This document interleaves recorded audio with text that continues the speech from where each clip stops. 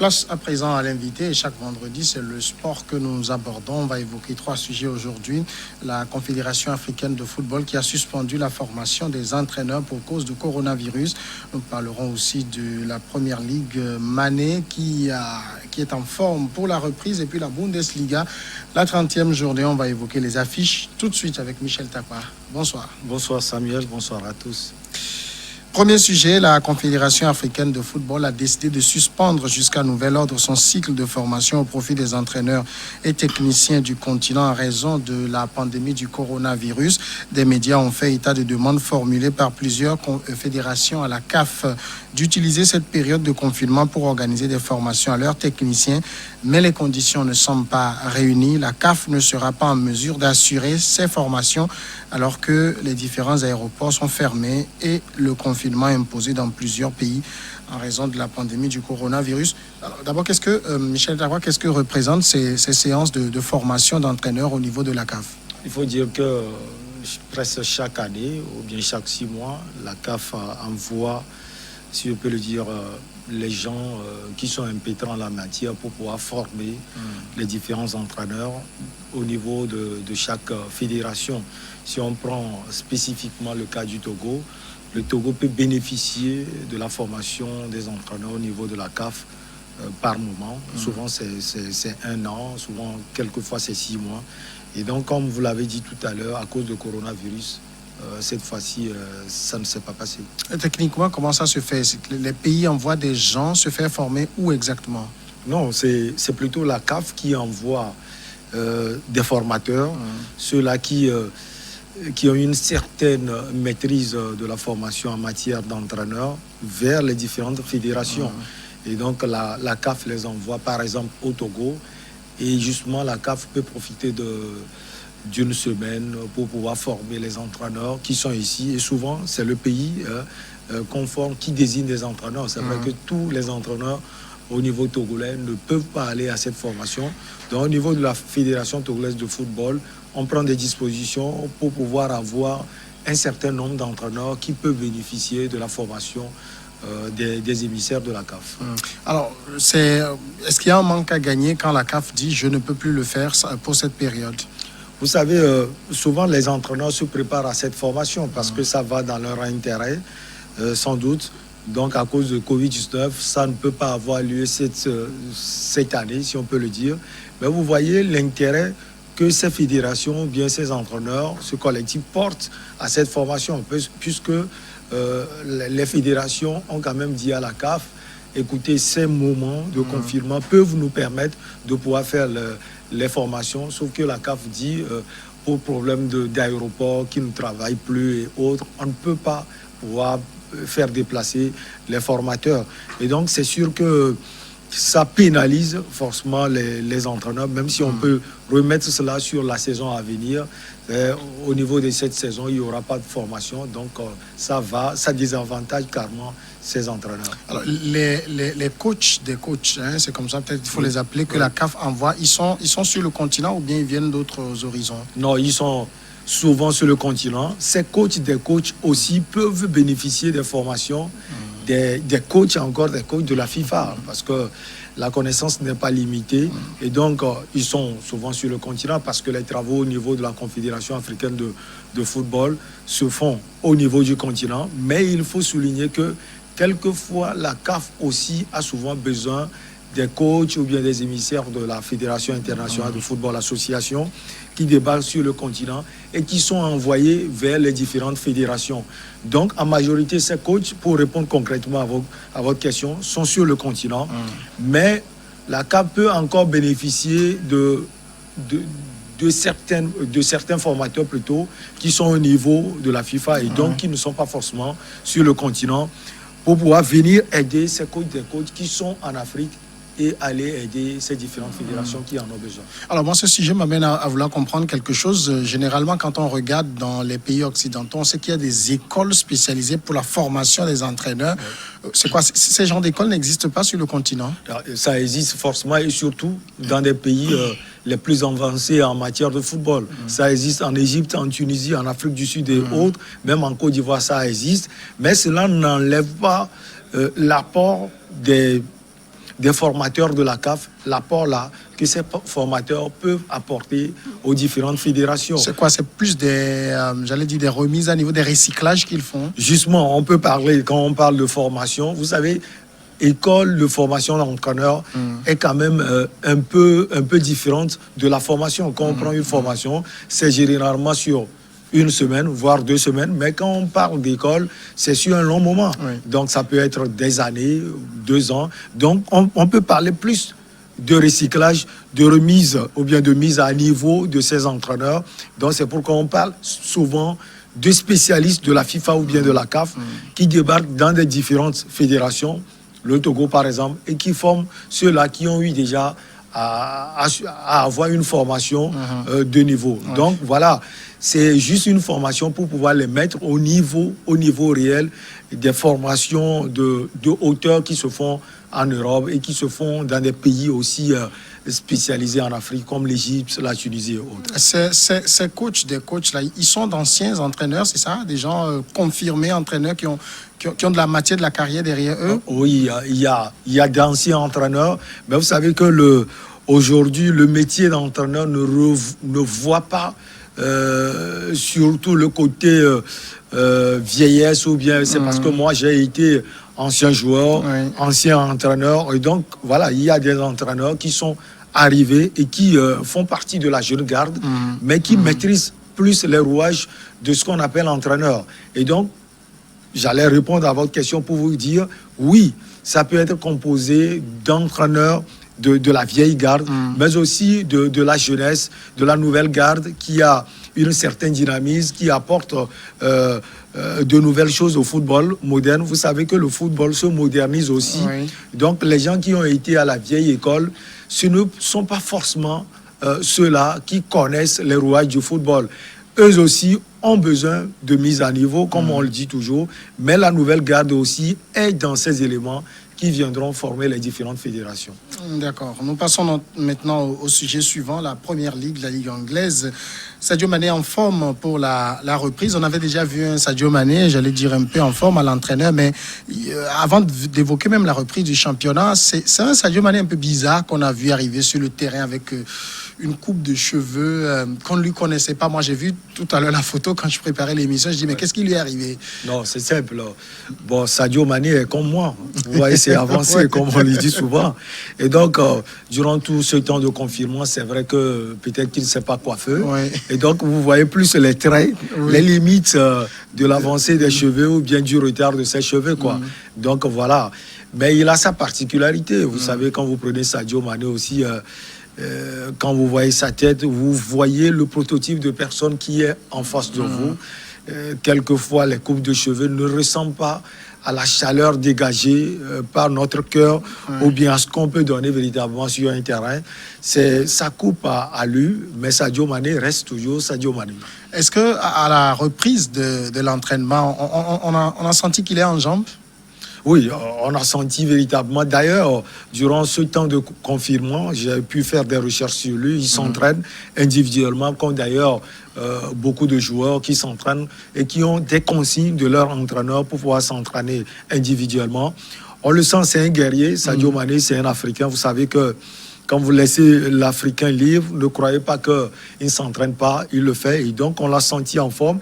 Et surtout, c'est ce désir de faire mieux qu'avant, qu'on sent plus en lui et qu'on peut dire sans détour et surtout sans embâche que Sadio Mané, quand on voit aujourd'hui ses performances avec 14 buts déjà marqués avant coronavirus et avec tout ce qu'il peut faire, à savoir dynamiter les défenses adverses, à savoir revenir chercher les ballons et alimenter l'attaque composée d'un Africain aussi, Mohamed Salah et autres. On sent ce désir du Sénégalais de pouvoir apporter encore sa touche à son club parce que l'objectif, c'est d'aller gagner la première ligue anglaise, même si, il faut le dire, son club Liverpool a presque gagné cette ligue.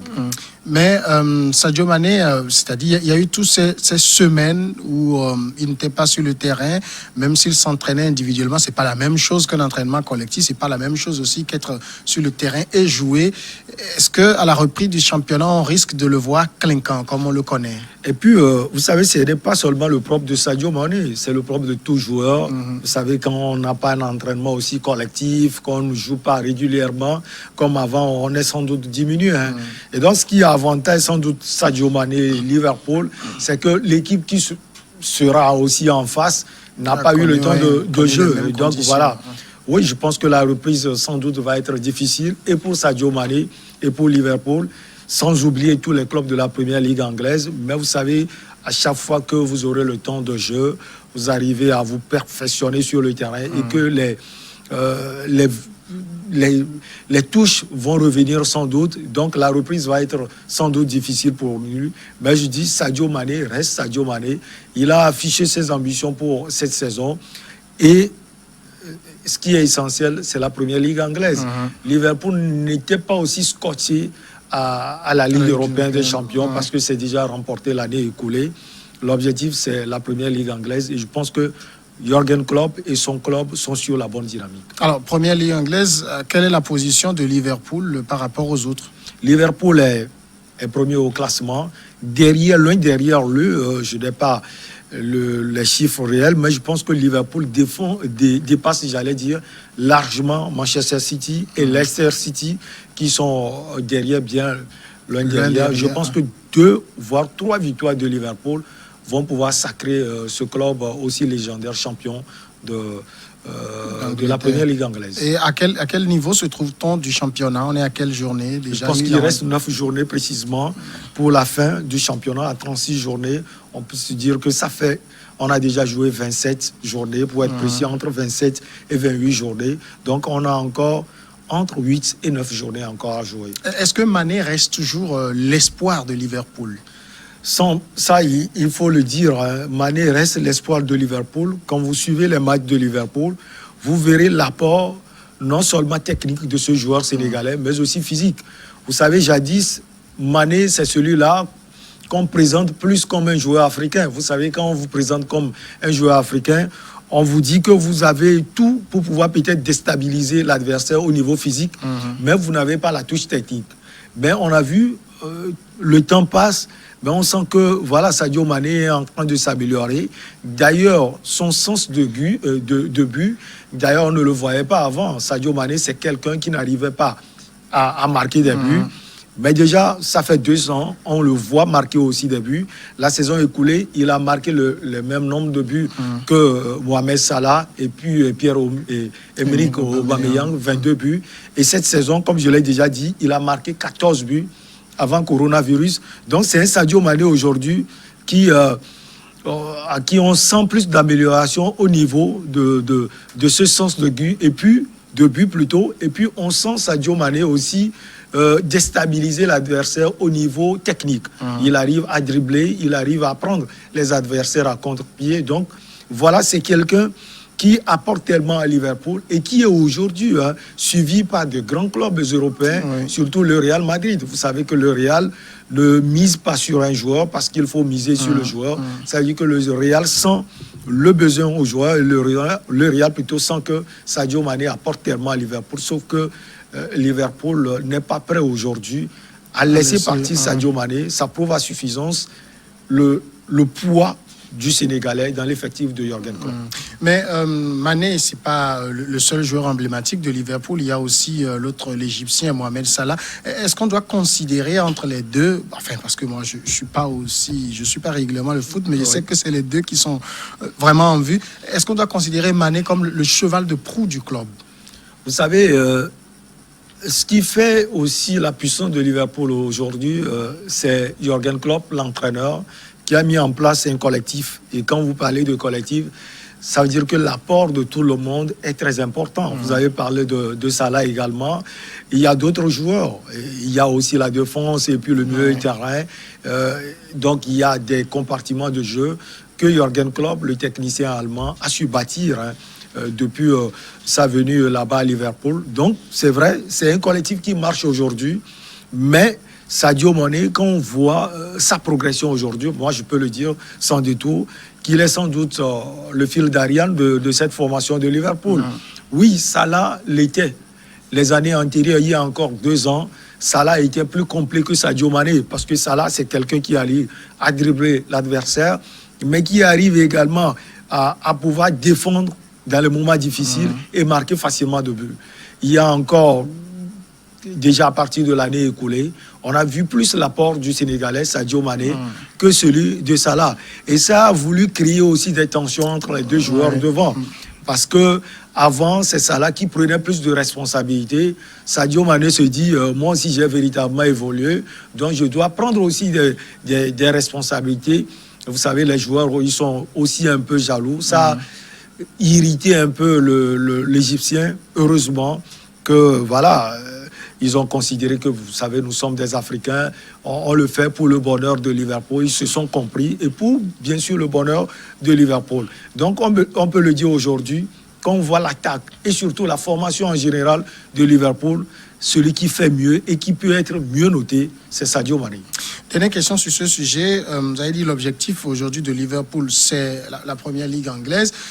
En même temps, avec tout ce qu'on a connu, arrêt du championnat et tout, est-ce que ça va être, si Liverpool, on ne doute pas, peut-être remportera le championnat, mais on n'a pas l'impression que ce sera un trophée aussi clinquant parce qu'il y a eu cette période de morosité? Vous savez, déjà, quand vous prenez la Ligue 1 française, vous savez, le Paris Saint-Germain sacré champion, hein, sans terminer la suite de la saison. La Bundesliga aussi a repris. Le Bayern est en train de dominer les débats. Mais je pense que Liverpool attend ce titre depuis. Ça fait longtemps que Liverpool attend ce titre. Donc l'essentiel pour le club de Jürgen Klopp, c'est de négocier les rencontres à venir et surtout avec entrain et abnégation.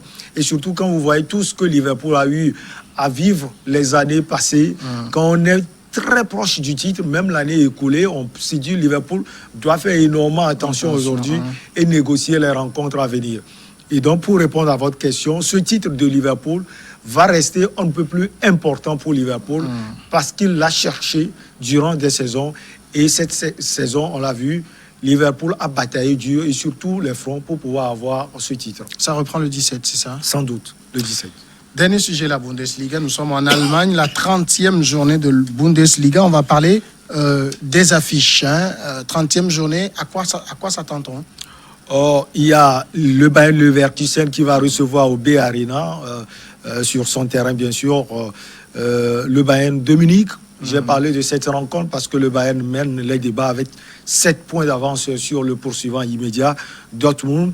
Et le Bayern Leverkusen est 5e avec 56 points. Il faut dire que le leader est premier avec 67 points. Donc ça va être une rencontre un peu plus difficile pour l'équipe de la Bavière parce que Leverkusen est à la quête d'une place européenne, déjà 5e.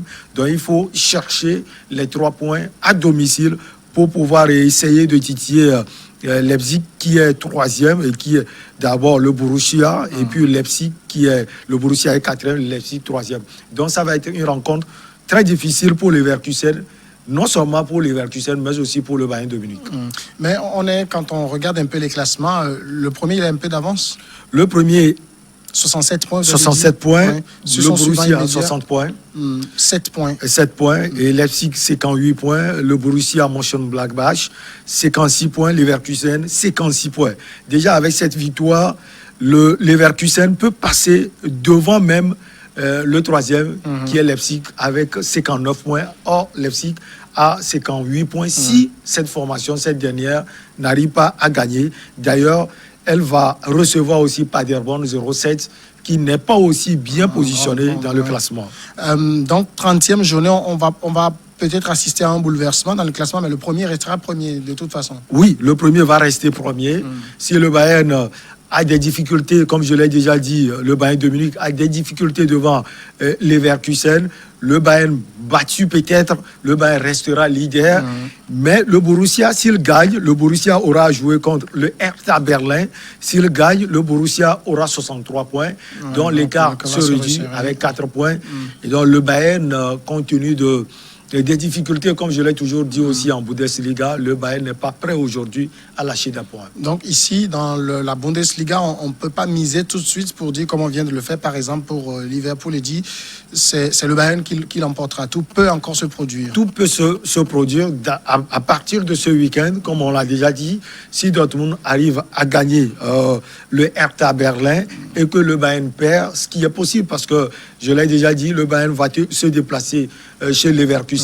Alors l'écart se réduit de 4 points. Et donc, le Borussia Dortmund, l'équipe de Lucien Favre, met la pression sur le Bayern de Munich.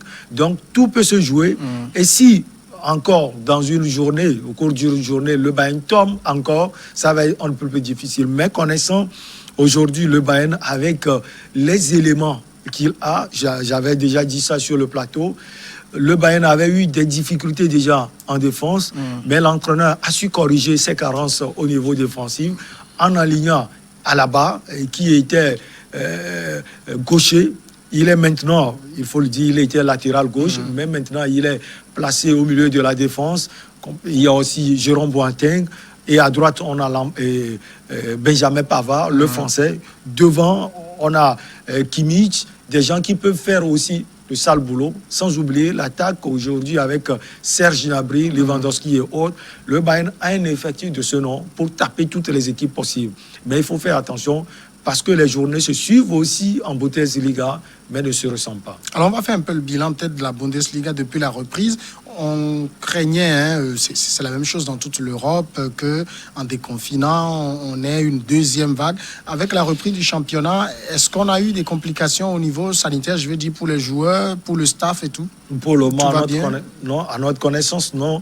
Pour le moment, au niveau de la Bundesliga, il faut dire que les mesures draconiennes ont été prises pour pouvoir fouler les terrains de jeu au niveau non seulement des joueurs, mais aussi au niveau du staff, au niveau des arbitres également. Mais vous savez, l'Allemagne, contrairement à l'Angleterre, n'était pas aussi touchée. Il faut le préciser.